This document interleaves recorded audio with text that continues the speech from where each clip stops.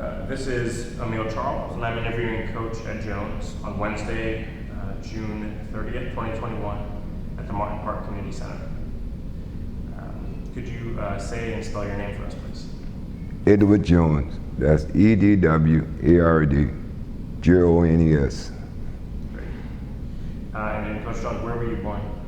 I was born at 313 East Fifth Street, right in Charleston, South Carolina. Mm-hmm. And raised at the same place? Yeah, raised in Marsh Street, which used to be the Anson Borough Public Housing. Okay. So I raised all my whole 62 years up on the east side. Mm-hmm. Yeah.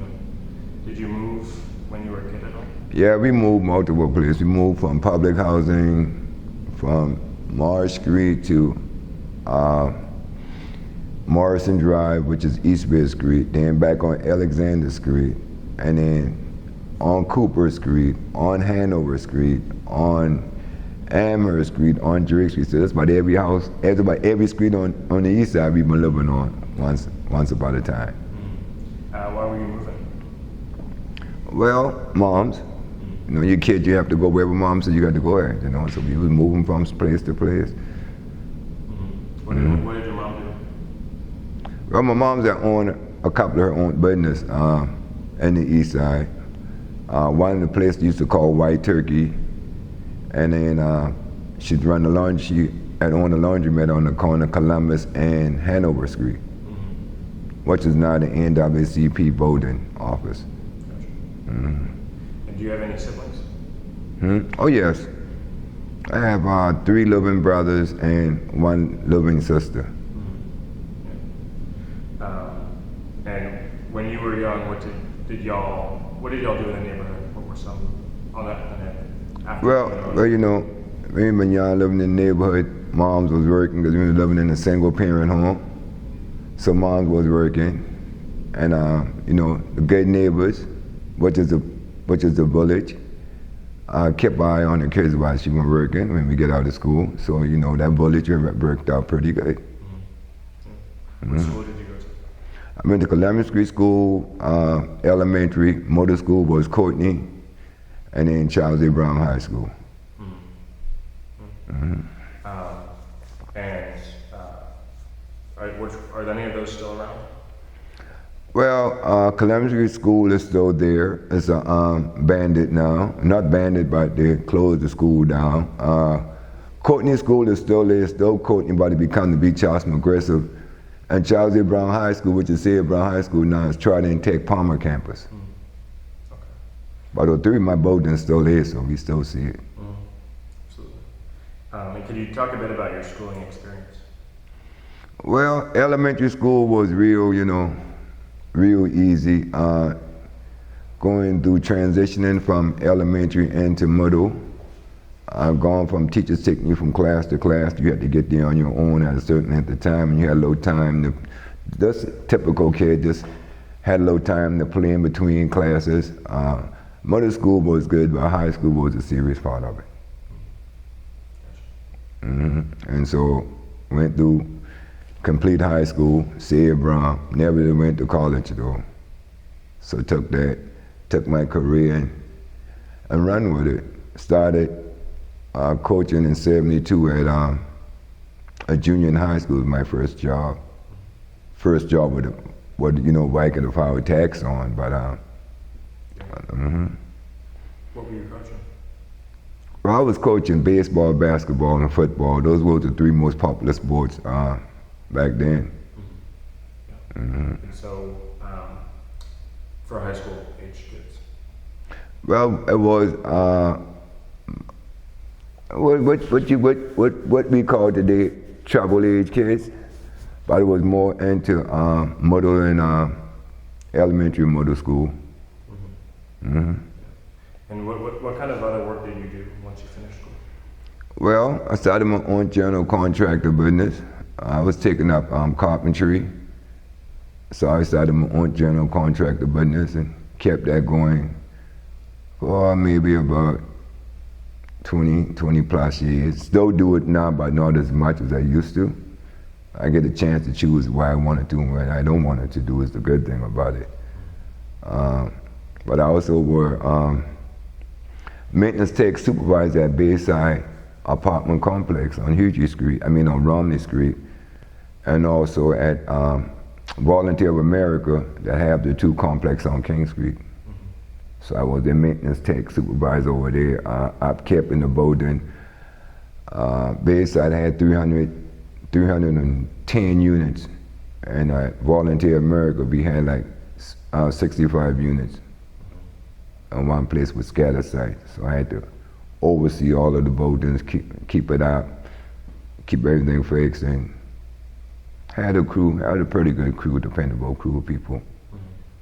Mm-hmm. And how was that in general? Like, what was the work experience like? Well, by the experience what I had on Bayside, I had an 18-man crew. So as people move out, the flip house, had to do plumbing work, order all my material supplies, saving the company as much money as possible. I did that because you get a bonus on the end of the year, so you always look at your own bonus. Yeah, but upkeep of the boat and making sure the department were keep everything upgraded, having people moving in and out, easy turnaround. Perhaps we get apartment vacant, I give them 3 to 4 days to get it ready for somebody else to move right back in. So we got to keep all empty units, occupied. It lasts with me. I left there in 2005. Yeah, I left there in 2004, 2005. Was doing that and still, working with the city just as well too. Mm-hmm. And why'd you leave? No, I just get tired of it. Gotcha. Mm-hmm. There was no personal reason. I just got tired of it. And then Volunteer of America, they were a non-profit group, but they had some scatter site housing. By then I'm losing their contract, and I got to go on with the other contractors. But when they left, I left right along with them. Mm-hmm. Mm-hmm. And what kind of work was the Volunteer for America work? What kind of work was the Volunteers for America? Oh, they were more like a real estate. They go around. They had like subsidized housing, Section 8 units, apartment complex like that. They had the one on Norman Street. They had the one on King Street. They had it up on Barnes Avenue. They had it up on Sumner Avenue. So we had like 5, 6 scatter sites. And then they had one over on James Alley on Central Park Road. So I had to go to all these, and Harborview Road, had to go to all these places and keep the apartment complex up and running. Mm-hmm. Mm-hmm. And then when you were doing your own contracting work, what was that? Oh, that were general contractor, addition, add-on, plumbing, minor electric. And when I was working in Bayside, I get certified HVAC.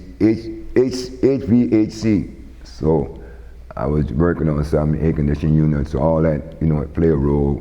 So we're more like handyman type, because you can do all of that under one umbrella, Mm-hmm. Where was that work? That was all over. As far as Jetbird, Bono down in 17, McClellanville, Orndale, all over. Green Bay, full up in Mount Pleasant, 6 miles, 10 miles, North Charleston, a lot in the city. But I used to love doing my work, especially for older people, because they're on a kind of like a fixed income. So therefore, I love what I do. So I would do it. I get a charge. It depends on who the person were. If you were, a person looked like you ready, you real financial ready, I can stick the price to you. If you look like, a grandmother or mother struggling, you could adjust it and you may set it to a point where they can make payment to you, but they still get the same top quality work, but just, I say just at a lower price, so you really got more kind of like helping those the unfortunate people with it. Even was training some of the kids that I was working with right in the community how to do carpentry and plumbing work, installing cabinets and water lines for your refrigerator and stuff like that. So I was kind of like giving them the on-hand training and also working with tools. I was giving them, training them and paying them at the same time. So It was getting a trade because they took all the trade out of the school, out of the city, so there ain't no trade here for them now. So. And how old were those kids? Right now, well, then they were like 16, 17 years old. Now they, two of them going into the same field, and then two of them, Jaleel working in a warehouse, and Daquan is in a tattoo moose up on Morrison Drive. He's a chef up there now, so all that pushing the work, them getting them in the work field, so they know about being, dependable, so forth and so on. But that was good. And how did that influence any of the work you do now? Well, how that influenced me, that just go to show you, if you give them the time what they need, influence them and get them into, you really got to get them involved in whatever you're doing. So if I can get them to do work like that, when they step out in the real world and go out on their own, they can learn about on time, trust, and people depending on you. So all that play a factor establishing the business, because you can't get a business if you're going to be half an hour, 30 hours late.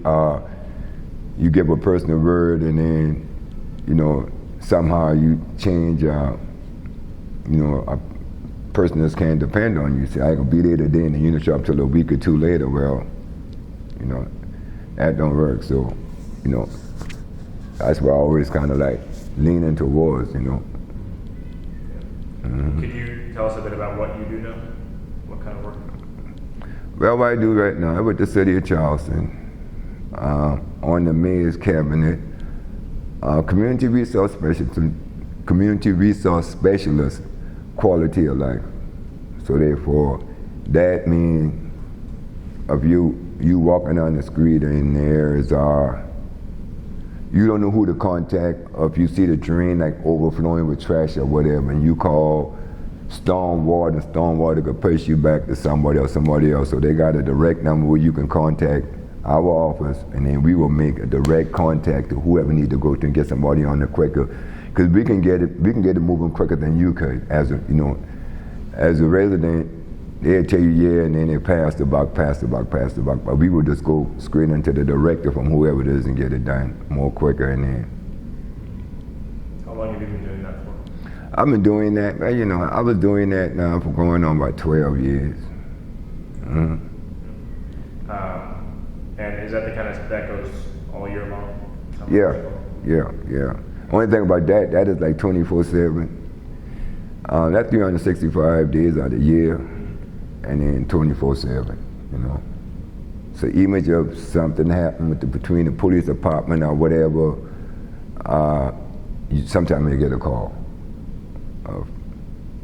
Violent or homicide, I'll get a call, especially if they're coming in and they're trying to get to the victim or whatever, and the community, they're just gathering around, don't want them to go, so always got that one you can call in to get the piece, and crime scene is a crime scene or whatever, so it's a lot to it. So it's not just like a job description would just say, well, your job description to this, right by streets and sidewalk. No, it can be street lights, it can be a tree leaning over on your property, it can be down to the street sweeping coming through, it can be with a policeman, they feel like the policeman being abusive to them. It can be multiple things that come back into what's coming to our office before you get to the mayor's office. So we look at it and see, then we prioritize it, like, okay, we need to get this done quicker, that's gonna wait out a certain length of time. I mean,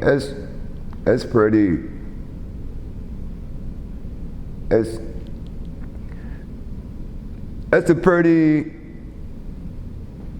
hectic position to be in sometimes, but then I'd rather be in that position because my boots are on the ground more than what they really expected.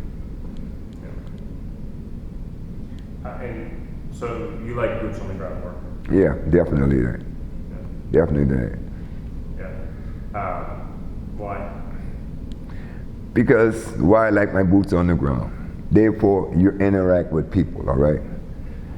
And when I say interact with people, it's hard for me to go into a community and say, let's do, we want to do, it's something that just, let's say, we want to just have just like the Juneteenth we just had. And you can go and say, but then see, they ain't going to buy into it. Because people today look at previous years leading up into what you're doing, and it becomes to be more like trust. It really based on trust, because right now you may do mostly our elected officials and everybody who come around every 4 years and make promises that they can't deliver, and so therefore that put up a big wall there, so people don't trust them. But once people see your boots on the ground every day, you in the community, you really going to, they don't know who to talk to. Let's contact Coach, let's call Mr. Jones, let's call Punzu. He know where to get us to, and that's more what I like. I kind of like that. I'm more like a people person. I am approachable. Again, I 6 foot, I 6'3.5". But people always say, well, you got a real calm voice because you got to look at the scenario and then kind of like work it out. A lot of times I can be like real. You can like just blow your whole top off, but then what would you be getting back out of that? You approaching me and you upset and arguing, and then I upset arguing, that could lead into another thing. So someone got to be there to kind of like calm it down. Now I take a lot of beating like that, but on the other end, I'll go sit down by the water, I'll go fishing, something like that, just to get the calm and the peace back. But once they see you consistent and you calm with it, you won't have no problem. And that's the good thing about it, man. Yeah. You mentioned building trust. Can you talk about are there other ways that you build trust between people or try to? Well, like I said, I was with the City of Charleston Parks and Recreation from 1972 until now. So like 40 some odd years around there. And the consistency is that some of the kids that I'm still coaching with and working with now is like an ancestors thing. It went back like 3 to 4, 5 years generation. And so some of them still wanted to come back. Hey, Coach, you can't leave because I got my grandson coming up. My grandson's son, I want him playing. I want you to do the same thing we did with my son, with him, so forth and so on. But then you could in a way, but you can't because time changes now, And then they didn't have all the modern technology stuff what they got now, They didn't have all these video games and computer. They can go on Snapchat and, Facebook and all that. Those kids back then, they didn't have it. So they had to get it by getting outside to do it. But now you got kids that's sitting home all day long playing Fortnite. They don't want to come outside. You can't get mad with them, but that's just the way it is now, But trust is just a continuous thing. When people are, even when they're down, when they're to their lowest point, they feel like they got somebody they can talk to. A lot of things people talk to me like very confidential. I won't even first bring it back up towards them, but I know exactly what they're going through. So if they feel like you here all the time, you're in the community all the time, and you're the face of the community, when something going on, I even get called, Coach, you need to come and make Johnny clean up his room. He would first make up his bed, Okay, that's something, Mom should be able to get him doing the house. So somehow, and then they trust play up. By they trusting me that much, feel like I can get their kids to do things where they can't get it to do. That make me feel good just as well as getting them to accomplish that. So, trust in the Eastside, especially in the Eastside, trust play a huge role in it.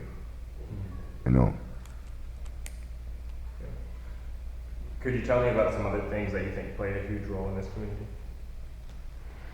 Well, there's so much in this community.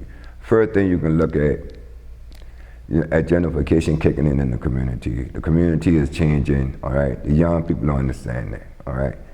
So it's a pushback. And the big pushback is that They're trying to take over our community. We can't do things we used to do, you know, and I mean, and these are mostly coming through the young adults and in that early 40s and mid 30s and going on up. These are the ones that really got the conspiracy going on. But then how you got to try to work through all of that is by coming up with compromising for them, you know what I'm saying? Same thing what they're doing outside, you got to try to do it on the inside, you know. We got to take care of our community. Let's go, you know, let us go walk and let's go clean up the community. Let's do such and such thing in the community. A lot of times people think they don't want to do it, but they will do it, all right? But then up you give them the opportunity or the chance to do it, I mean, they would do it. And a person that nobody in this east side of town, on this east side of Charleston, I can't get to do anything. If I'm going from volunteering, cleaning up your community, picking up trash, going and taking all of the trash can home, helping them taking some bags home or whatever. I mean, my success rate around here is real high because I never had a failure around here. Because that's where I come from. That's where I born and raised up at. So I know what I went through as a kid, into a teenager, into a father now, grandfather of 5, you know, and I know it get me through, so I try to get, not trying to, but I'm working, other people to kind of take that same path too. I don't look at where you come from, but it's where you're going, you know. Up you got a plan, you know, long-term goals, short-term plan. You got these 2 plans and you can work on it.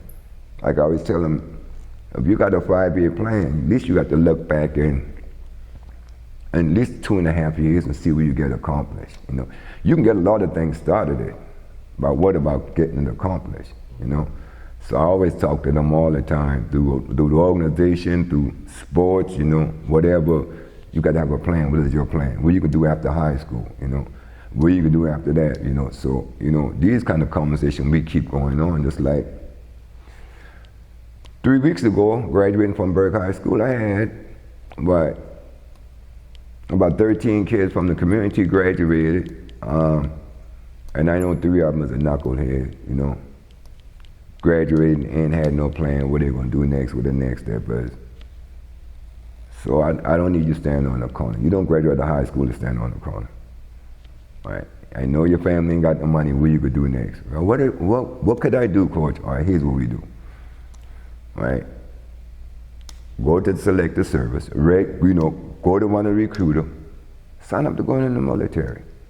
You know, go basic training, you know, go through your basic training, and then they put you on reserve duty. You know, you ball in a career wherever you want to go in, and let Uncle Sam, you know, let the government pay for wherever you want a career in, and you got no student loan on the ending part, but you got, you know, you got benefit and all that behind it. But then if no one sit down and talk to them about these situations, they think after high school they can't go to college, they can stand on the corner and that's all they're gonna do. But until you start just doing things into them, ain't nothing there, you know. And then look at the leadership we got running around the city, which is real bad, but again, you know, we all politics. So we trying to bull, trying to get some next future leaders going on around, because no, they ain't that. That's why we got senators and governors and all them way up in age, because nobody grooming young people such as y'all and younger than y'all to take on these positions and take over, you know. We need changes, serious changes.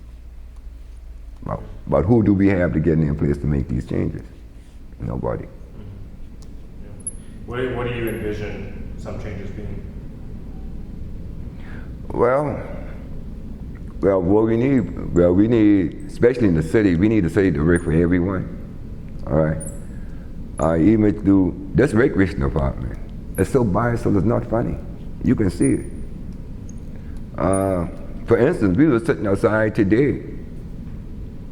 We got kids in the camp outside playing. The kid fall, and a piece of wood chip went in her hand. You know, so that, you know, that's the thought process rolling. Okay, wonder if this playground were down south of Broad Street, where they had big 2x4s and regular lumbers where they building houses, but you cut the scrap and make it out of wood. But you put it out here in the park in the black community and think that's acceptable. You know, so it got to be fair across the board with me. And I talk to that with the mayor, the recreation department all the time, the department heads. Listen, we need fair. Don't tell me you can sweep, you can have a street sweeper going Calhoun Street and going south, but you can't have one going Calhoun Street going north. That's a problem. You can't tell me, they can tell me the reason why. I'm just hitting on some points that were always dear to my heart. You know, why we wanted to take King Street, because you got college students and high school students want to go down King Street in the evening time on the weekend, but then you try to put a curfew out there for them. No. So we need a city that can work for everyone across the board, you know. Seniors being misplaced, mistreated. But again, every 4 years, come down to election time, they come in the community. They want to beat the community. They need that vote. But we need to stop giving these people our power that are not serving your constituents. You know, you take an oath when you stand up there, and you take an oath. And your oath telling you that you're supposed to be representing them. Like I always say, all right, we as registered voters, we choose you to be our voice. So you work for us. Not, we don't have to come here all the time. We can tell you because we give you that right. I telling you to go talk to the president, you know, the vice president, the governor, you know, the senator, and all the way down the line. We give you that right to be our voice. So you can't come and tell me, or they can't come and they're supposed to be coming telling us what they want us to know. No, we putting issues on the table you need to address as a school board, constituent school board representative, the consolidated school board representative, from your city councilman to your county councilman to your state representatives to your senator to your governor, you know. I mean, and go on and on, even to the president of the United States. We vote for them. We give them the power what they have. We choose them to be the person to speak on our behalf. And then when you look back and then, you know, you just ain't, it just ain't right, man. It just ain't fair, you know. It ain't fair, and especially when people living like in public housing, and some people call it the projects. I call it public housing because that's what it really is, public housing. And those are the people that get treated the worst. I mean the worst. But then, again, you got 413 units right there. We got 300 unit, 350 some odd unit in Bridgeview. We got another 275 unit on Alexander Street public housing, and you got probably like down in Robert Mills Manor, we got probably another 96 units, and then Gadsden Green, we got about 175 units, and then all are registered voters. All are registered voters, and in that house, they got a 17 or 18-year-old in it. Some houses they're getting 5 to 6 votes out. But these are the people that getting treated the worst. Why do you think they get treated the worst? Oh man, it's just so much. Because again, because they're looking at it as Section 8 subsidized housing, and then really low income people, you know. So people who then were up on the ladder, you know, midway of life, and it's come to a sudden stop, you know. For whatever reason, something happened in their life. They might have went through a abusive relationship, or you know, it can be multiple things, and then they fail. So that's supposed to be the next avenue to help them to get back on track, to move out. I disagree with them moving in there and living there for like 20, 30 years, but it's a short-term thing to help you get back on track. But then they don't look at it like that. They just look at, you know, people living in the public housing. They ain't on playing, you know, they done raised 3 and 4 generational family, kids in there. But listen, that's the only place we got to go to have a roof over our head. And then that's what it is. They paying their bills, you know, their lights on. Yeah, they get free water, but they got to pay light and gas, pay their rent, and they're trying to live comfortable, but they still beating them up on that. They make them feel like they're on the bottom of the totem pole. It's not right. It's not right. Some of them sick, you know. Some of them sick to a point, some of them cannot, some of them cannot get a job because they're shy of paying a pencil. They don't want you to know that they can't read and they can't write. They don't. So a lot of that, they never understand because they're so busy on their, day-to-day life, they forget about the little people, You work with many of the children who live in the public housing? Yeah. That's about, out of 100%, I would say probably like 94% of the kids I work with are public housing. And that because single parent, mamas, mid-20s, grandmamas, 30, maybe early 40s, great-grandmama, 50 years old, I mean, that's what we're seeing now. But that age never did fall when I was coming up, Mom was up in age, your grandmother was up in age, and your great-grandmama was up in age, you gotta get a chance to meet them. But now you get to see generation, it's just so young.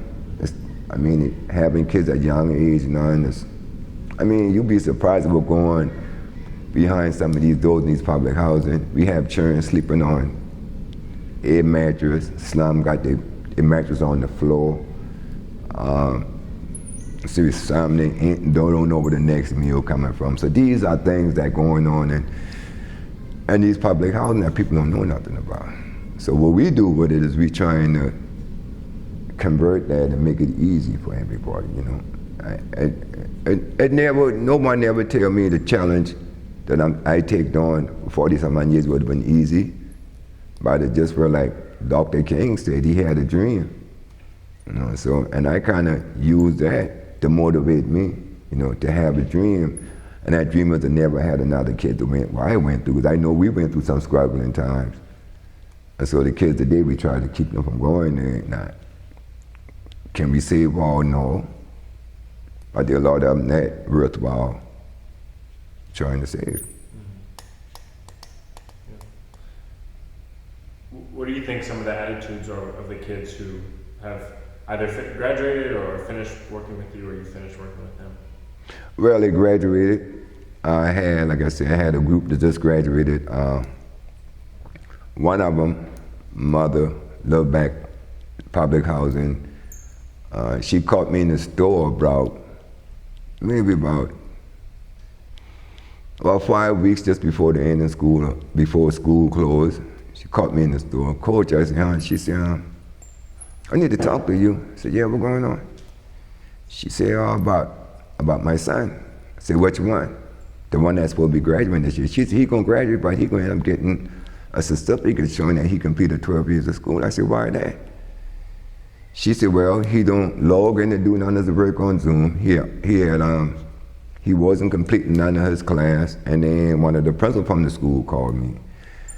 He said, Mr. Jones. I said, yes. He said, well, a student that I work with, I work with him real close. He said, man, his science teacher and 2 or 3 other teachers saying that he wasn't logging in, and he wasn't getting the scores, the credit what he need, and if he don't get it all done by the 4th of June, he wouldn't have been able to march. So the moms talked to me, and I said, well, he home? She said, yeah, I went there and knocked on the door. And she called him, she said, Mel? He said, huh? He said, Coach, out here to see you. And he walked outside, and I said, man, what's going on? He said, what? I'm working, man. I said, you working? I said, where you working? And he told me, where you working? I said, no, hold up, wait a minute. We got a problem right there. Your employer know that you are a school-age kid, and he got you working in the morning when you're supposed to be logging in and doing your schoolwork? I had a problem with that. I said, I need to go have a talk with him.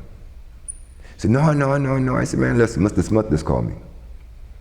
You ain't logging in, you ain't doing your classwork, they got you doing class online, you ain't doing it. Man, coach, man, listen, man. Man, mom's ain't been working, and he trying, 17 years old. I remember when I was 17 years old, when I take my first job with the city, and he was 17 years old, he ran by his other younger sibling that coming under him, and and what's gonna happen if moms can't make these payments to housing authority? So I said, listen, man, all that's good. So but let me ask you a question. He said, what that? I said, from when I met you in second grade at Sanders Clyde up until you get ready to walk across the stage at Brick, did I ever disappoint you? And he said, no. I said, did I ever lie to you? And he said, no. I said, did I tell you anything that was not true? He said, yeah. I said, now, why get to the end and part of our journey? I said, man, I said, you break that bond. He said, why? I said, listen, you did not order your cap and gown, right? You ain't gonna walk across the stage, so tell me why. So he finally tell me, and I said, well, that's what I'm gonna do. I called the assistant principal up on the phone. Mr. Smith get on the phone, and I said, listen, I put him on speaker. I said, Mr. Smith, tell me what Mel need to do. And he just run off 10 things quick like. And so he's saying, man, Mr. Smith, man, you got that. He said, no, he said, that's the reason why I call Coach Jones. Because if anybody going to get you to get it right, he would. So we talked. I mean, I'm talking, next day, I said, we're going to get some breakfast. And so we went out to IHOP, we sat up there and we ate, and we talked, and we talked. I said, listen, man, only thing I need you to do, you are the last, how many to Monte, I said, y'all who coming through now is my last group I got coming through high school right now. I said, got another year or two prepared for it. I said, but man, I need y'all boys to come on through it. I said, I had 4 of them within the last 5 years, got right to 12th grade, and that's quit. All right. So I said, listen, I don't need you to be Rail, Marcus, Quiz, Daquan. We call them Q-Tip. So I said, I don't need that. I said, they are the only 4 out of all of the kids I worked with from 2000 till now, these were the only 4 that didn't graduate out of high school. So I said, Mel, I don't need you falling in them boys' area and you be standing on the corner Jackson Hanover Street selling drugs. I don't need that. You got to get it. So, well, maybe about 2 days out from graduation, he came across the park. He said, Coach, I got something for you. I said, what you got for me? Reaching in his pocket, pull out a band. Hey, that's for you. I said, what is for? That's for you to come to my graduation. I said, I'm not coming to the Citadel Stadium to sit down there to see you receive a certificate saying that you completed 12 years. He said, no, I got my thing. I'm gonna get my diploma. So I called Mr. Smith. I said, Mr. Smith, I said, did Mel complete? He said, yeah, Mr. Jones. And he said, yeah, he said, yeah, he completed. He got all his class up. He got this, everything up, and he's going on across the stage. So I got 12 bands to go to 12 different graduates, all in the same high school. So everybody want to give me a band to come to the last graduation, to the graduation. But just to say that, imagine of the trust by installing him and he installing me, and we didn't have that. That when the kid made it right to the door and the society wanted to quit, But now he, next week Monday, I'm supposed to be taking them. The Monday after the 4th, I'm taking them over on Sam Rittenberg to meet the recruiters. And then him and DeMonte decide they're going in the military for me, so that'll be good. I know them from the neighborhood, they could do the work, but they wasn't like book students. If it was something that they can do with hand, they could get it, they can get it. So that's why those one like that, like I say, Mel, Kevin Freer, DeAndre Taylor, Daquan Golf, Bryant McNeil, it's about 15 or 20 of them that I get to going in the military, man.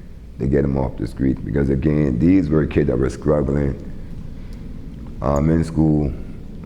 Chris and Corey, take them boys across the clock, get them kids back up so they can graduate with their graduating class. There's just so much. But again, I do what I do because for the simple fact, like I keep saying, I don't want a kid to go through what I went through. And so if they trust you, they trust you enough, they'll let you get to know all about their whole life history and all that. So my last word bunch of them was, okay, graduation, you got your diploma, you walking out the stage, you walk past the family, come and give me a big hug. I said, guess what? We give each other fun. I said, guess what? Thank you. Now, I said, did I complete what I had to do? He said, yeah, Coach, but one more thing left. What next? What gonna be my next step? That's up to you. I get you through the 12 years of school. So after that, what you do after this is on you. You did what I asked you to do, you know. You got your diploma, you walk across the stage, you good. I'm fine with that. But you know, well, you know, again, wherever they choose afterwards, that's up to them. I didn't ask them for another 4 years after that. I just asked them to walk across that stage. So that means that they did that, they graduated, yeah. Somewhere in the back of the mind with all the mixed up going on, you know, they must still thinking about, damn, if I don't finish this, what coach gonna think? He gonna think I'm a failure. I never fail y'all, and nothing we try to accomplish, you always accomplish it together. So if I don't fail you, then I expect you to fail me back, not neither. So, you know, that's the kind of concept. And like I said, but it's depending on who you're around and when you're around them and then the situation is. Because a lot of men in a domestic violent home, you know, some of them in home where they have to kind of like raise the young sibling because mom's strung out on drugs. We got a bunch of this in public housing. You know, seeing so many people in and out the house, you know, different fella in and out the house. See some of the younger fellas in the street now, you know, in the house with moms. And that's, I mean, these are things with the young kids seeing. And that's peer pressure on them. They don't know how to deal with that. So what they do? They react, you know. They go in there and act it out. Because I mean, what they can do? They can't fight mama, you know. They can't say what they want. I mean, they could say what they want to say, but they're trying to be respectful to their moms. So they come out in the street, you know. So they take advantage of everything. So, I mean, I just so much go through their mind. I look back then and saying nice and glad. Right now, man, I wouldn't even think about trying to have another kid, not right now. Not in these days, man.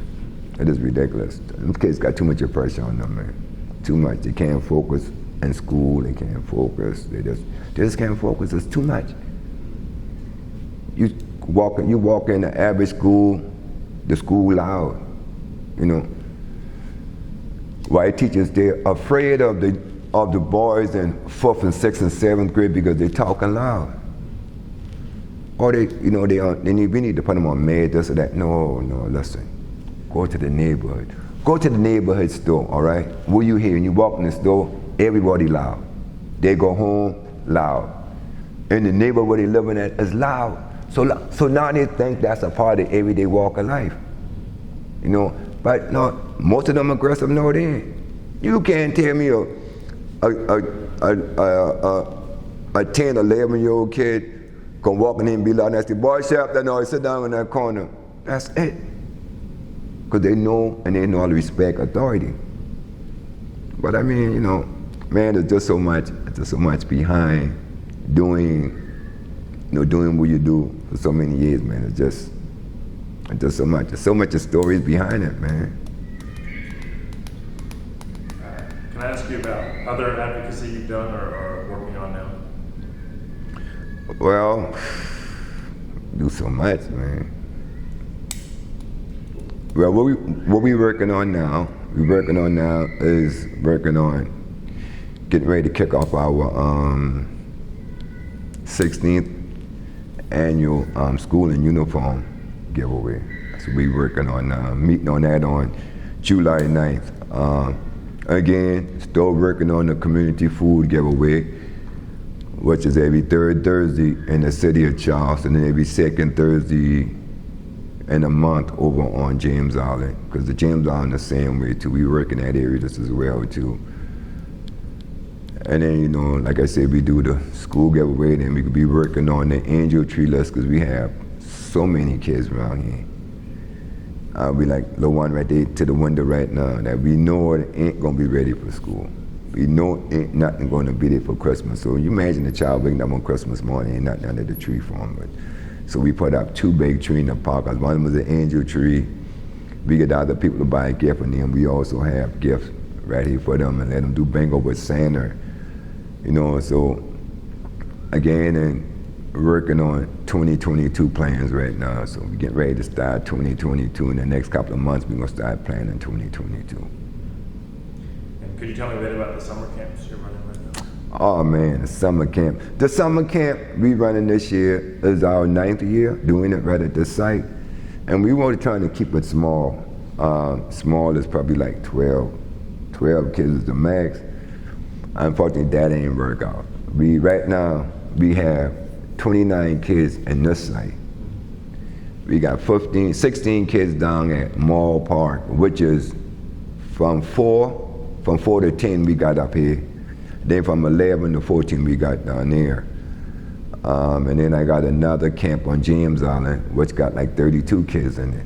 And it's the same age, all age group in the one over there, because they only have one facility that they can use. But the summer camp, we thought about the summer camp because we had, some grandparent raising their grandkids, and they are working. And so the city offer a camp for them, which is extremely too high for them. You live in a public house, and you're on a fixed income, and you work, and then, in the hotel industry, you turning on, beds and stuff in the back. I working in the back of the hotel. You can't afford to put 3 to 4 kids in the camp for $150, $200, a camp. So I talked to the board. We sat down, we brainstormed on it. Let's see how we can help these people out. So basically we do a free summer camp here. All right, from June until August, which is 2.5 months. We run a summer camp for $25. What is $25? Ain't nothing to compare to what other people getting off them. But you have to look at it for the purpose of what we're doing it for. Everything we do is not doing it for money, because for money per se, then we would have been gone. But we look at a single parent, 2 to 3 kids. It's like I tell you this now, the last parent pick up her kids, she had 5 kids. She working a beautician. She work in a beauty parlor, but she got 5 kids. So what she do? She bring her kids in. She raises the 5 kids. She paid for 3. The group paid for 2, just to help her out. But now she working all day, from 8 in the morning till 6, 7 at night. And she always said this, Coach, I'm sorry I running late. I know I'm supposed to be at 5 o'clock. I a little late picking them up. I understand that. Because you might have a client coming in at 4:30. You're going to be a little late getting there. No, we ain't mad because she was late getting there, but she always said, could you imagine if y'all wasn't running this camp? I would have to run on my job, tell my phone ring, I'd have been jumping and nervous, because I thought something happened to one of my kids. But she said, since y'all started that camp, she said, I don't have to write when my phone ring. I don't have to write about my kids have something to eat today. Up there in a safe environment. That's what we get. Every parent coming, and they be, low late after 5 o'clock. They want to apologize. The thing about it is, we started that camp just for that reason. If you got 5 to 6 kids, and you working, and if you got no place for them to go, they're out here on the street, running wild, wherever they can get to eat, they're gonna try to get it. If they got to steal it by any means necessarily, they're hungry, they're gonna eat. So what we do here, we open this up, and we give them breakfast in the morning, 9 o'clock. Then we give them lunch at 12 o'clock. Then at 3 o'clock, we give them another meal before they're ready to go home. And then on Friday, we will go to the store, whatever, and we will pack them a bag to take home for the whole weekend. So, so that kind of like keep them flowing, because again, we know what we're dealing with these kids in public housing. So, it's a lot of them, when they get home, they ain't nothing there for them to eat, especially on the weekends. So we make sure we sending something home for them on the weekends. We food bank will work with us pretty good with that, and making sure, in the schools, you got healthy food going on with them for the weekend, so they can have for the weekend. But again, if we didn't step up as a group, as a community-based organization, and say these are the things that we're going to do to help this community out, I don't think it would have never happened. But again, we got big plans going on, coming around, and right in mid 21, and we're not looking at 2022. So our school giveaway, what we wanted to do, August 18th when they walk in school, all right? We want to make sure a child got a book bag of the supply they're gonna need. You can't go to work on a job if you ain't got the tools and stuff where you need. So we can't send a child back to school if they don't have the requirement supply they need. So we make sure we get that. And if you're going to school and your attendance, you don't wear your attendance the whole summer, and just we have to wait the first day, you ain't gonna feel good. Somebody gonna teach you. So we make sure we try to get them a complete uniform. We got some partners out there, barber shop and beautician that will fix their hair. The barber cut the little boys' hair, wherever they want done to them. Some girls in the beautician would twist their dreads or whatever. But for that first day, that very first day they step back in school, they're feeling good about themselves. Because they're clean, they got on sneakers, they got on the uniform, they got book bag, and they're looking good, presentable. Now what happened after that, we can't guarantee. But that first day, that first impression of the teacher, that's what they're gonna see. And that's what we look at, that's what we want. So that first impression. So what we do throughout the whole week, when the first week in school, we go visit all of the schools, So again, trust playing all that factor. We can send them back to school and say, okay, we finished with that, that's over with. No, you go visit them in school. Let them know if mom ain't gonna come and do share responsibility. We here, the community here, My organization, we there. We gonna walk up in Sanders Clyde. We gonna walk up in Simmons Painting. We gonna walk up in James Simmons. We gonna walk up in Charles McGrath. We walk up in any school that we have to walk up in, long as we got kids in those school. And they want to see our present there. It's a smooth situation. Even at the high school, I get more advice from Ms. Swinton at Burke and Mr. Nelson he done left now, but from Simmons Painting, always calling us. Come in, Mr. Jones.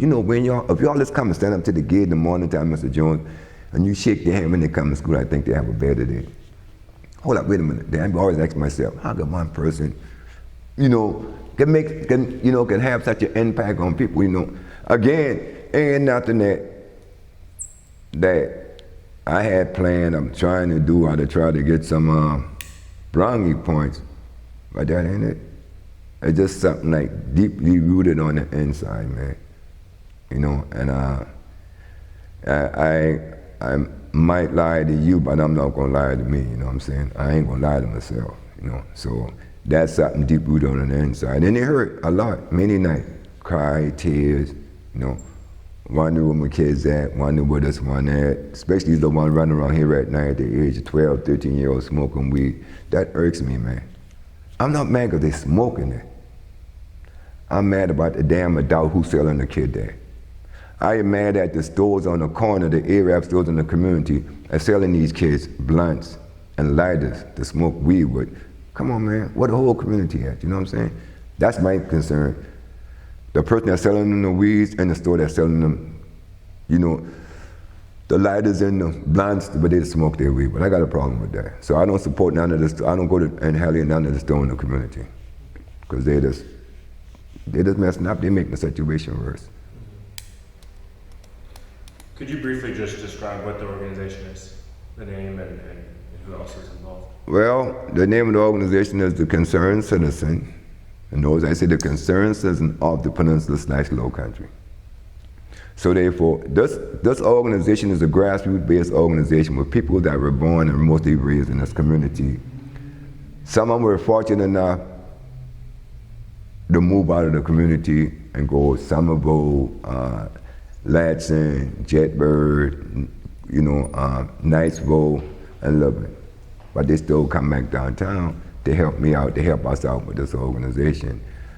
But like I said, it's a community-based organization. We have no ties with none of the nonprofit, none of the organizations inside the city. We have no tie with the City of Charleston, period. Because for the simple fact, we are a grassroots-based organization. So grassroots means that you're working from the bottom up, not from the top down. So we down in the trenches and knowing that we know exactly what the community needs, how they need it, and when they need it. And so that's what we're there for, to put the hands out. And that's what we do. We do neighbors helping neighbors. We do mentoring with young kids. We do roundtable discussion. We do food giveaway. We do Mother's Day stuff, So we do 12 years of activities But again, we do it mostly based off sweat and tears, all right? And sweat and tears come from, we work our fingers to the bone to raise funds to get things done. We don't go begging nobody to get things done for the community because, it was me that started the organization. Like I said, in 2003, I started the organization. I started the organization because we were having too many young people under the age of 25, black and white, were being killed on the street of the city of Charleston. And like the story I always tell people, I went to a church to bury one little boy, and another kid said, man, if anybody can change us around, Coach can do it. So from then in 2003, we formulated this group in 2003, 2004, and we had it going together. We had it working ever since then. And so we always look back, well, I was looking back to see all our success and what we accomplished and our gain and goals that we reach in it.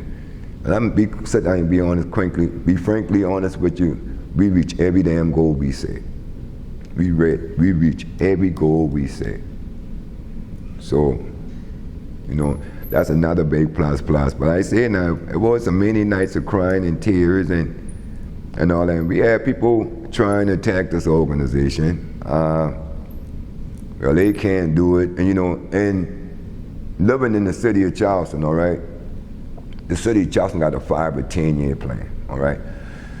So if you wait out the 5-year plan, then the 10-year plan gonna start kicking in. So you go in the city council meeting, and look at the way they set their plan, you set your plans the same way too.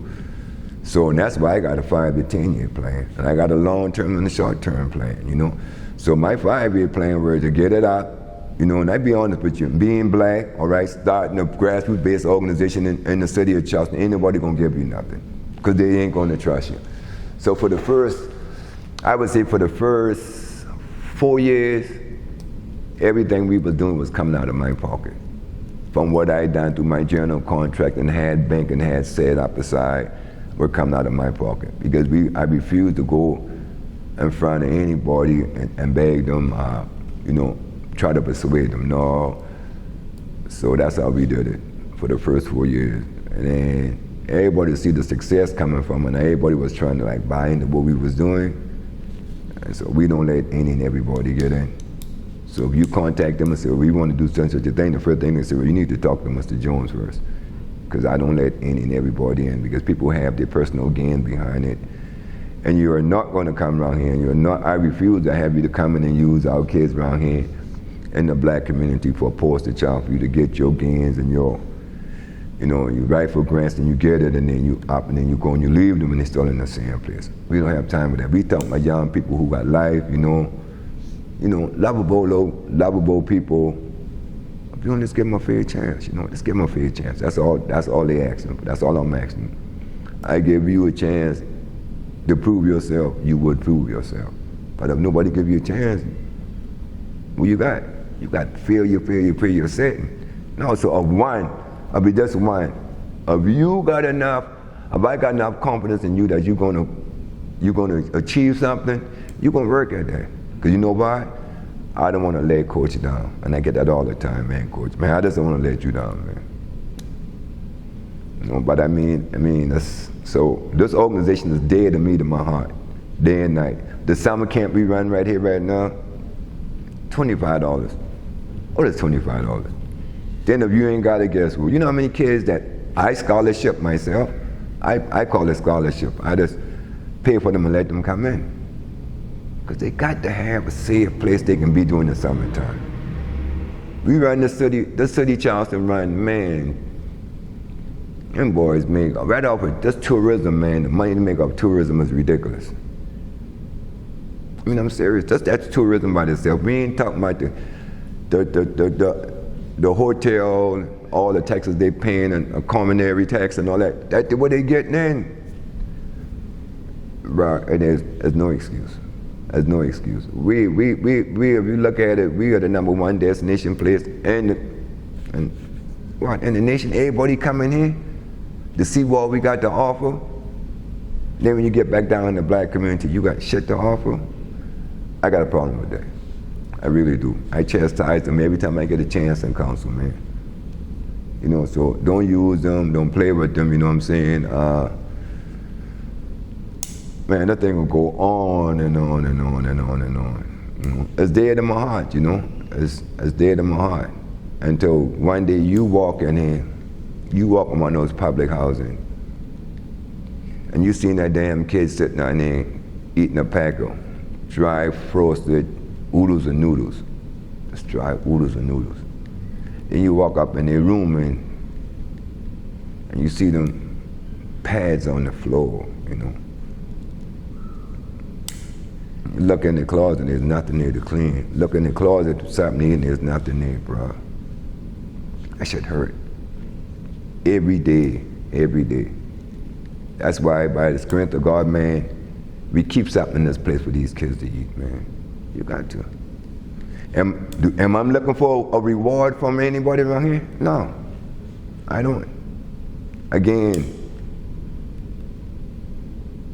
coming through a single family home, mom raising 5 boys and 2 girls, I know what this crowd would be. I know what this crowd would be. And then we had a little bit more leniency with about right now. There ain't nothing, man. And so the grandparent raising them, come on, man. These people 60, 70, 80 years old. They can't deal with 11, 12-year-old little kid or younger than that. These people aren't sit back, relax, and trying to just make peace for the rest of their life. When it's time for them to depart from the side of the earth, they're ready to go. They can't run behind these little kids all day long, every day. So what they do? Everything set up is for a pipe system, a pipeline for the prison system, man. I mean, basically that's what all it is. I mean, I call it a spade, and that's just where you get in the black community, man. You know, there's no love here, nobody care. You don't see Scholar Wilson coming around through here, man. Shit, we barely see Chief Reynolds come through here. The mayor only come back through every 4 years. We see the councilman, the state representative, Wendell Gillard, Marlon Kempson, and Henry Darby. I mean, I give it to you from school board straight to DC. These people right here never see Clyburn. Never did. They see him on TV, but they ain't never see him. No, call you back later. Some of these people never seen Clyburn no more than see him on TV. They hear about Marlon Kempson. Wendell come around every now and then and bring out a bunch of turkeys along with us and pass on a bunch of frozen turkey to the community. Well, good as a turkey if you ain't getting the dressing to go along with it on Thanksgiving Day. You know? And so, I mean, this is, then we had kids again, and I'm going all over the place, but you want the truth. We had kids used to go downtown, man, making and selling Palmetto Rose. They find a way to stop that. And did they ever sit down and think about why that kid by now they're making that money to make that rose? To put food on the table for his little brother and sisters. You cut that out from them. All this money the city of Charleston got, what the city of Charleston got for these kids to do during the summertime? Not a damn thing. No baseball, no soccer. I mean, absolutely nothing. June, July, and August when they're out of school, that shit, I mean, we should have had programs below going on for them. Nothing going on. The only thing we got going on is the basketball tournament we supposed to be having going on down the street on Mall Park. That ain't right. This baseball season, these little kids should be on these parks right now playing baseball in the evening time. You look at the baseball diamond, grass growing in the middle of a baseball diamond. I never seen such damn thing, man. Come on, man. I'm serious. Who cares? Who cares? Nobody cares. So what is our chance of getting 6 students out of Burke to go to the College of Charleston at one time? It will never happen. It could, but it will never happen. You know, Charleston Southern, you know, what they would try to get everybody to grad to a community college. Come on, man. Try to take us north for them. I don't know, man. But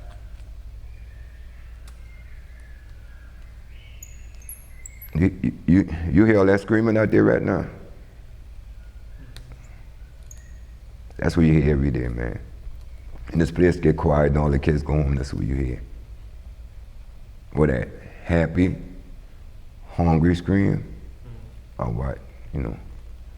But you gotta listen to them scream, you can tell what that scream is about.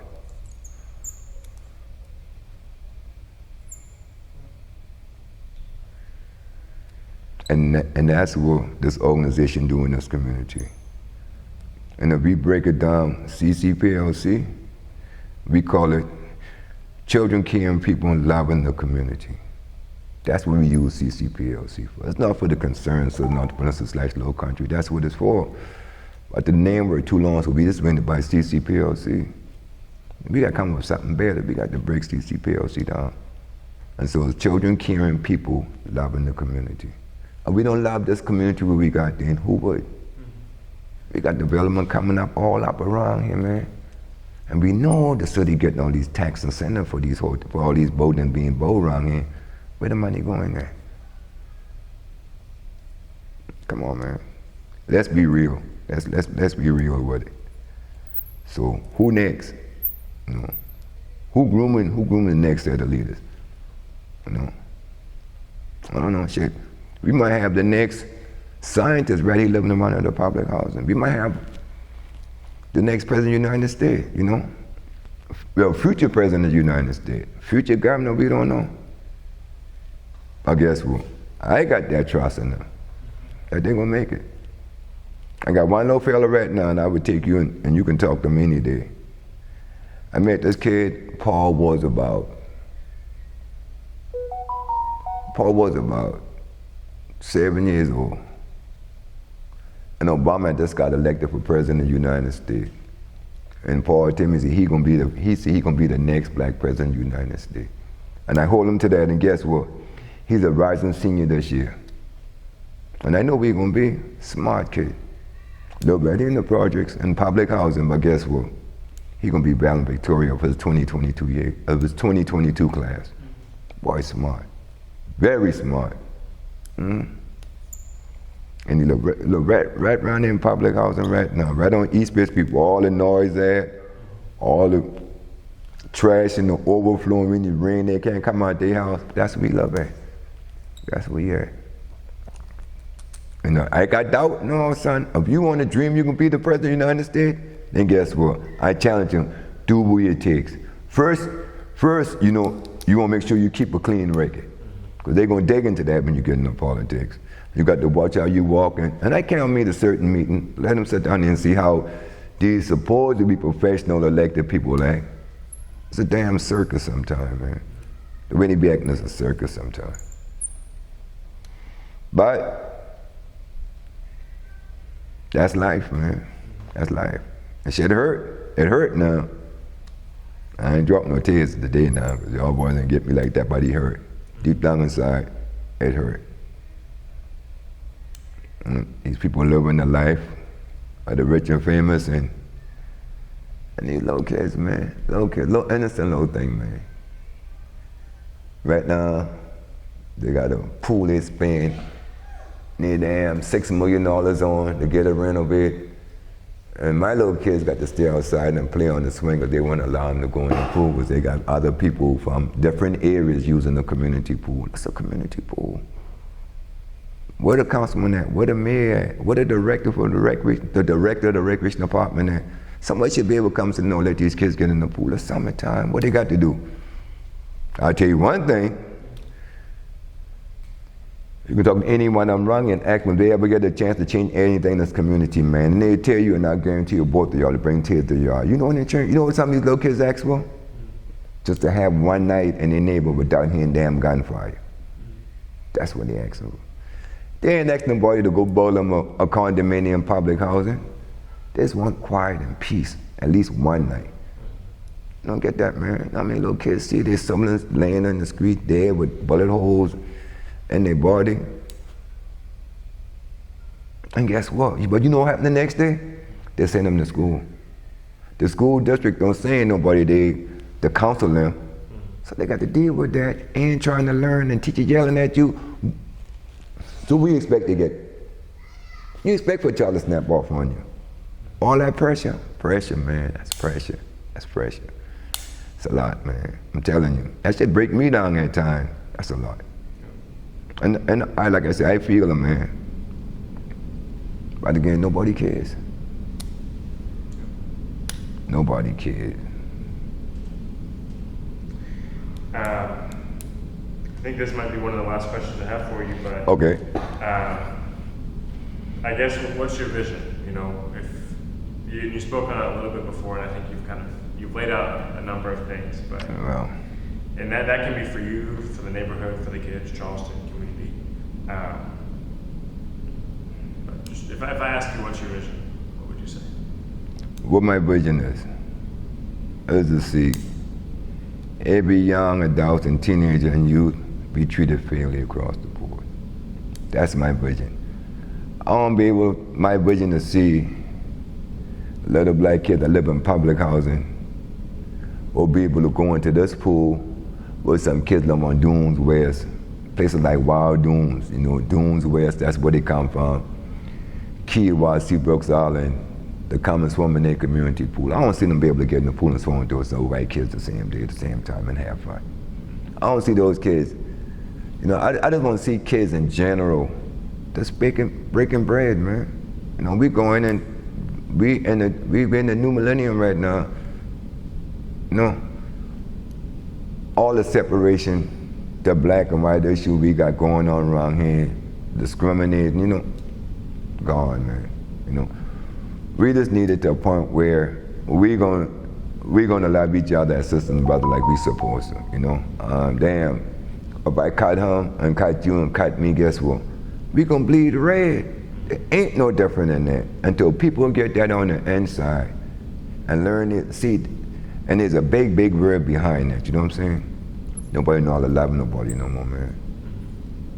People take love for, I don't see people get out there and love each other, embrace each other, and just be there to help each other out at hard times. You know how many people we got homeless right now? We're doctors, lawyers, big people. Can't have the stumbling block in their life and they fall, and guess what everybody do? Put their foot on their neck. Nah, man, that ain't right. Regardless of that, we got to love them. We got to show them a way, they our way. And then they got to know that they got people they can trust. And when in hard time, they got somewhere they can turn to. I don't want to see a man stand on the foot of the bridge with a sign say, "We'll work for food." A man living in the United States should never say he's hungry. I'm sorry. Nobody in the United States should be hungry. Nobody in the United States should be worrying about have to have a place to stay. Homeless, that shouldn't even first be in our vocabulary. But it's here, living under the bridge, tent city, black, white, Spanish and all, and we looking down on her? No.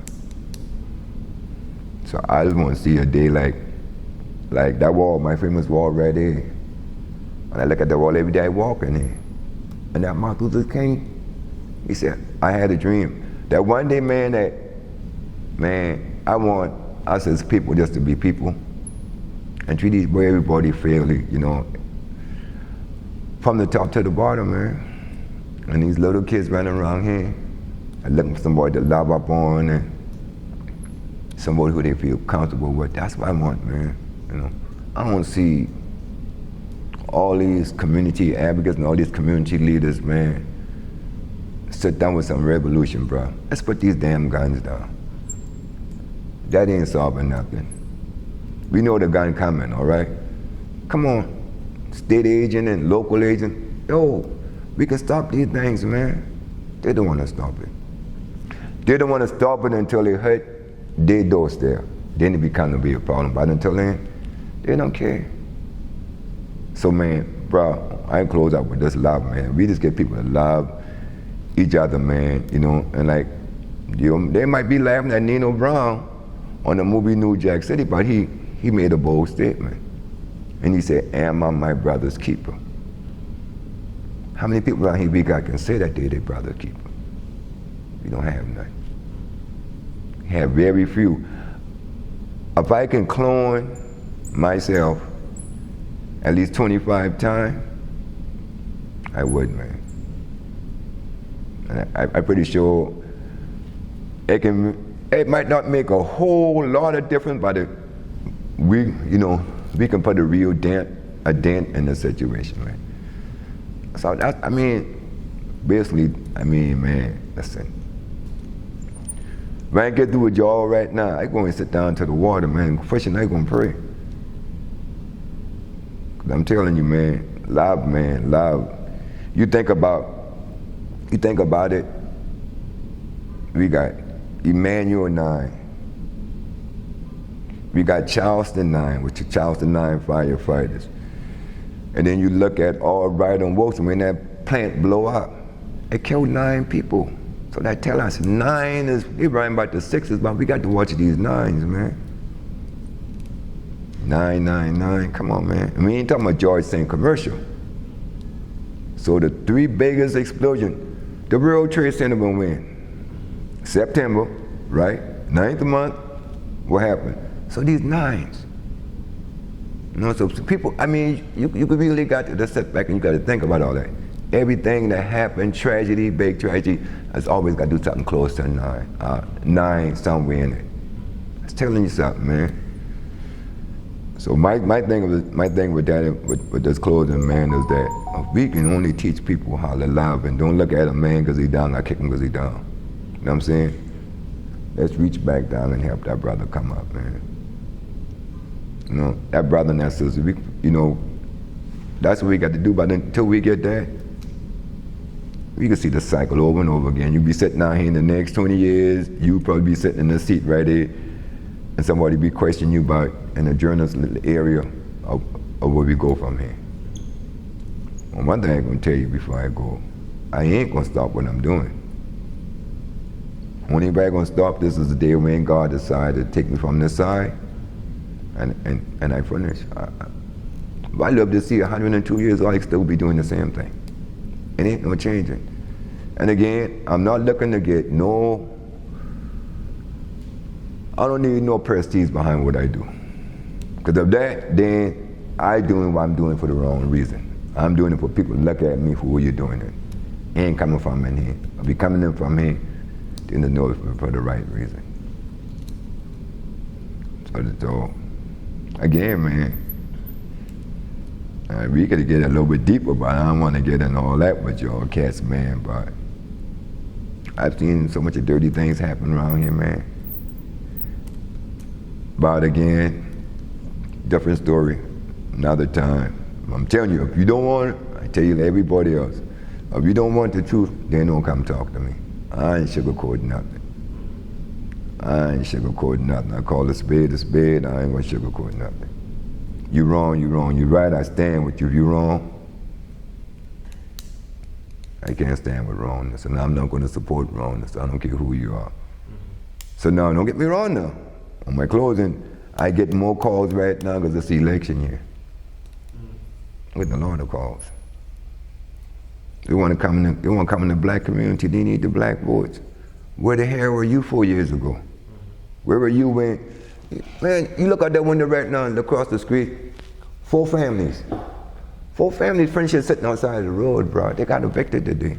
What is city councilman there? Wild county councilman there? Wild state representative there? Wild senator there? Now what these people and their kids going at the next? You look out that window, look across the street. They 4 families got evicted today, man. You seen any elected official out here? Not a bit. So now what happened to these little kids? What they going at tonight? That's what you got to look at. I'm telling you, bro, when you live in the black community, the shit real. That's what you see. That's what it is. All right. Is there anything that I didn't ask you that I should have?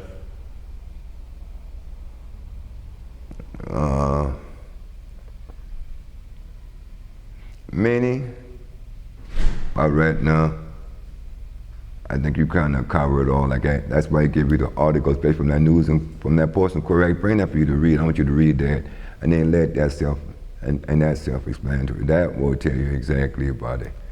That was the article I tell you. They was going around the community, talking to people. I ain't had a clue what was going on. I wonder why these people questioning all my journey. You got signed people to talk to these kids? No, no, no, no, no. Everybody pop up somewhere, they snapping pictures. What's going on, you know? And finally, I get the article and I see what was going on. I said, well, okay. A young lady living right across the street, senior in high school, she was ready to quit. Thought she was pregnant, she was ready to quit school. Talk her into it. She talked to the person, of course. She said, if it wasn't for Mr. Jones, I wouldn't have completed high school. I was ready to drop. Man, so the article, I don't even first, be honest with you, I didn't first read the article, man. I don't. I read it the first time, I didn't first read it. Every time I read it, it hurt. Because I still see the same thing. What? Maybe 5 years, 6 years later, he's still seeing the same thing, man. I said, that's why I did my board the way I did my board. President Barack Obama, a little kid right from the community. I'm serious, so everybody you see up here, that's one of my graduates this year from Byrd. It's gonna be Malcolm X, I don't know. But you got to put them, let them see themselves as somebody famous.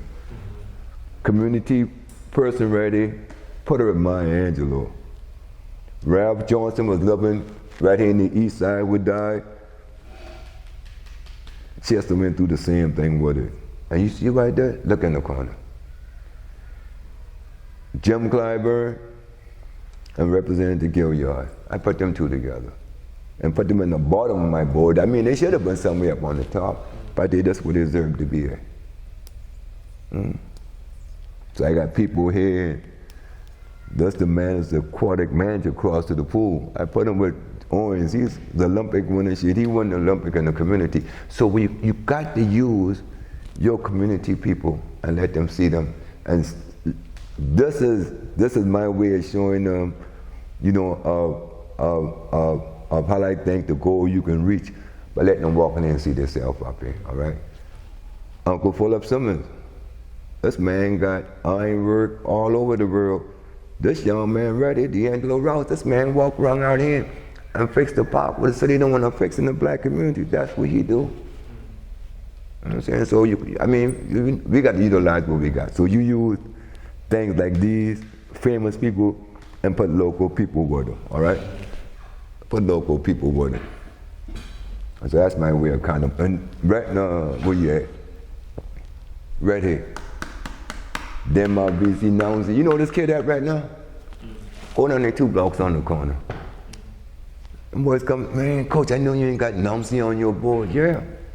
And tell him to come in here and see herself on this board. This picture next to them VC, I put him off the corner from selling damn drugs. Who knows? You know. I see, these are my concept of vision to make them change themselves around, man. And that's why I want to see. I don't see changes like this happen, man. Who tell me Ronald can't be another Malcolm X? You know, all means necessary. You know. Shit, boss he might end up having he might be the only one to get a bunch of the kids that right out of the public housing to be on the Olympic swim team. We don't know. So that's how you got to think. I mean, that's how I think. I got to be ahead of it. I trying to get a lot of them, man. Of Ralph L. Johnson, man, 2 blocks from where we at right now, people born and raised in the East Side, and if he can do that right here and get that much honor, then why he can't have the whole bottom full of little kids that live in public housing with the same thing too? And then putting other people who know them right next to them. You see what I'm saying? There's a plan and a purpose for everything I do, but a lot of times they don't understand what I'm doing, because I don't explain it to them like I explain to y'all this now, but that's my dream board.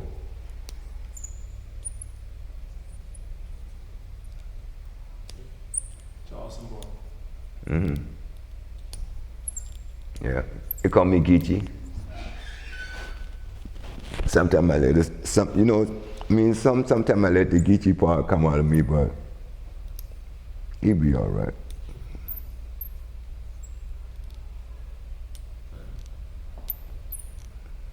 All right. What next? What I gonna do after this? No, I think that's it for now. Yeah, man. Um, Appreciate y'all for all this time, man. yeah, no, we appreciate your time. Thank you for. I ain't got nothing but time. Get about 12 till about 6 in the morning to sleep, and right back. The phone will ring in between, and right back at it the next morning, full bloom, ready to go. That's how he worked, man. But she did say I gotta bring some. So I said, well, you know, be honest with you, man. You know, so again, Charleston, you know, city paper. Shit, you know, city paper is something kind of hard. You got, man, listen, I ain't got time for that. I got it, man. They brought me and said, Mr. Jones, you know you make the city paper. No, and I get a call from the NAACP. We want you to be, we want to nominate you for our Sutton Brown Award. First time I ever been presented to a person that in the black community. Okay, I'll be there. Who's it? Oh, Joe Biden is the keynote speaker. Okay, then we down there breaking bread. And here we come some years later, he's the president of the United States. Shit, if I know that, I would have. We probably did a little bit more other things before that, you know. We probably went in the White House right now having a barbecue in the backyard, man. Yeah, man, but. And then I took one of the kids with me when I went to that, and he met Biden, and he voted this, and he said, I voting for that same man, coach, who we meet down in the auditorium. A life experience. I didn't know Biden would have run for president, you know, and won. Shit, but I knew he went down there when I received my reward. He shake, man, I shake his hand, he congratulate me, congratulate him, and thank him for being the vice president of the United States, and we move on to the next level. Yeah. That's it. But here we come some years later, shit, he's the president of the United States. No, I should never wash my hand after I shake our hand after that dinner. Let me cut that off, man. But like I say, you never know. You know, you never know. So now, Jaleel, remember that. He met the man who president now, he met him when he was a freshman in high school. Yeah. You remember that stuff? He remember that. And I got the picture in my phone to prove that, so that's cool with him, yeah. Yeah, man, but anytime, man, anytime. Yeah. Anytime. Anytime we want to keep it real now. Yeah, all right. Of course. That's why we're here. That's right, we want to keep it real. You done went to the water? I went by there and I didn't see you, so I had to come back here. You be